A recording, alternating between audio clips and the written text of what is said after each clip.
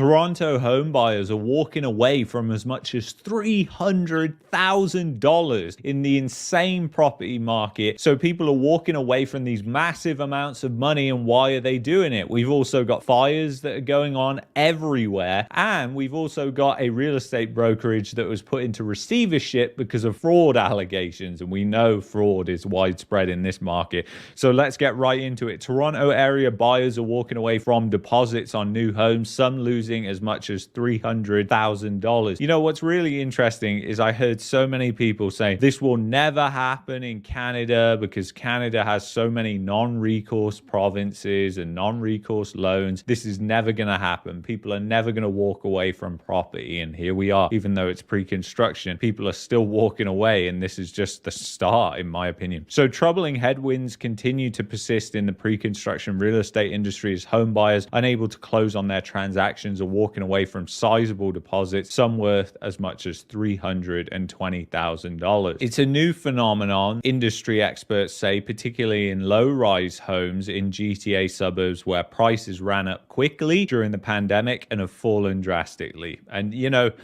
most of those real estate experts were saying during when prices were going up, everything's going to be fine. You know, immigration, population growth, whatever narrative you want to throw out there, lunar cycles.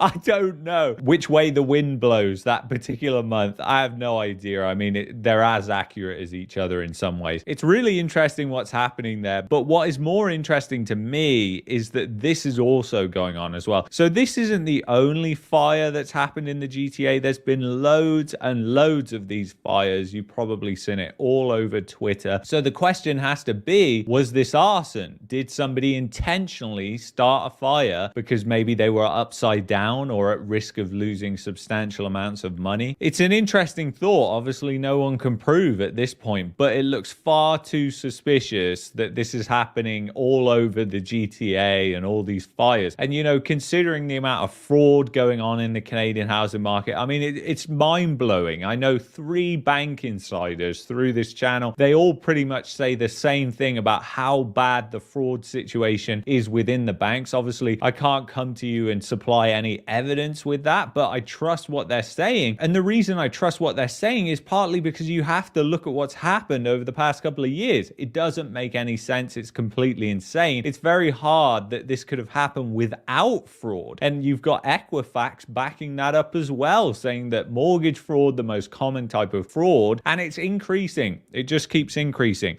So it's interesting what's going on there. And obviously it's very disturbing as well because this could go into nearby communities and kill people. I think it's absolutely disgusting if people are actually doing this. I don't think people have been caught at this point and what's actually going on there. But yeah, it's an interesting thing and we'll have to continue to monitor that. So the issue is compounded by a sudden drop in sales across the GTA. But why is that happening? Because every fucking clown in the real estate industry was saying that, oh, you know what? Sales and supply is going to be low forever. It's just a done deal because we have so much immigration coming in. Nobody even throws out a question of, hold on a second, those immigrants earn a lot less money. So how are they buying those homes? And if they are buying those homes, then how are they doing that without fraud and all these other things? And nobody wants to talk about that. It's all fine when everything is going up, but when things are going down, those same jesters are saying the same things and they're saying, okay, it's going down now. Those were the ones that were saying it was just going to go on indefinitely and describing the market like it was just a forever done deal, essentially, because of immigration, mainly in Canada and Toronto especially.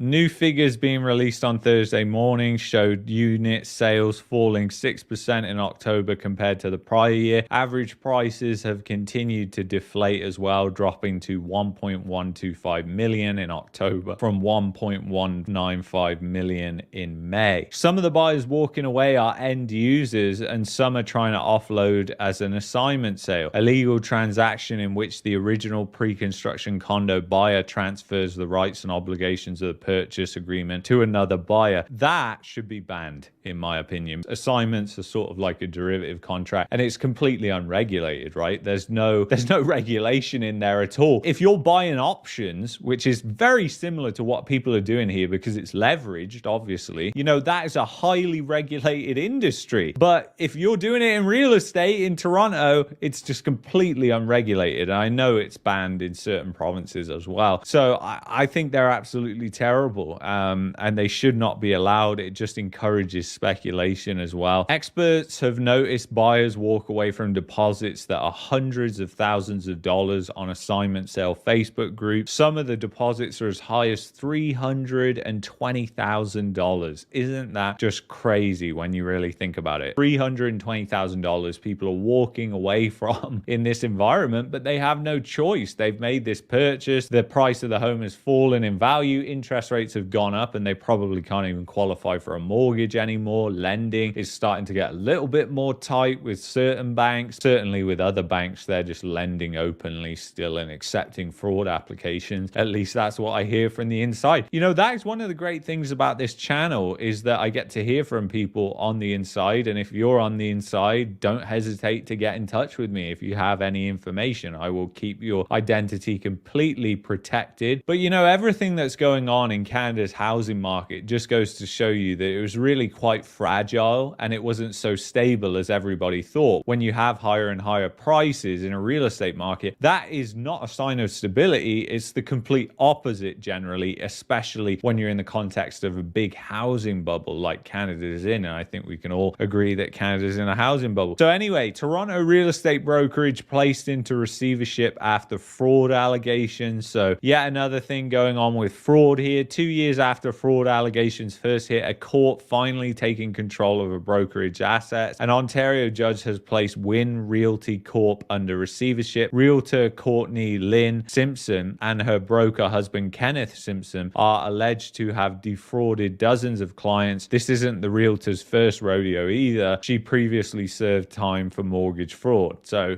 mortgage fraud again. Wynn's assets are finally under receivership 2 years after regulators became aware of the issue. An Ontario court appointed Grant Thompson as the receiver October 25th. One of the accounts had transferred around $775,000 in cash, which is quite a bit of money, but not nearly enough to cover all the fraud victims. And mortgage fraud is just becoming more and more common. And you would expect it to actually be the opposite with falling prices, but there's still a lot of emotions around the housing market. There's still a lot of people that want to get into the housing market. There's still a lot of people that are committing fraud. There's still housing markets that are going up in Canada, like Calgary, for instance. And it makes absolutely zero sense to buy in Calgary. I even crunched the numbers on Edmonton to see if I could make numbers work with substantial down payments, like 20-30% for renting out a house in Edmonton, because I know home prices are a lot cheaper there. But there's no way that you can make that work. So if you're buying a home, you lose your job, you fall on hard times, you're not going to be able to rent that out for the amount that you have in terms of expenses. So you're just going to be completely screwed. And that is really where you can tell whether it's a good idea to buy or not. Because if you can buy a property and the rent's going to cover it if you ever had to rent it out plus a little bit, then it's okay to do that, because that can be your backup plan. That can be your fallback plan. But obviously another thing in Alberta in particular, Calgary and Edmonton, rents have skyrocketed. There's no rent caps here, and that essentially means that rents are way more volatile, up and down. That's what people forget though. People forget the downside, but they remember the upside. So, you've got people cramming into this market right now. A lot of them are out of town investors. God knows why, because it still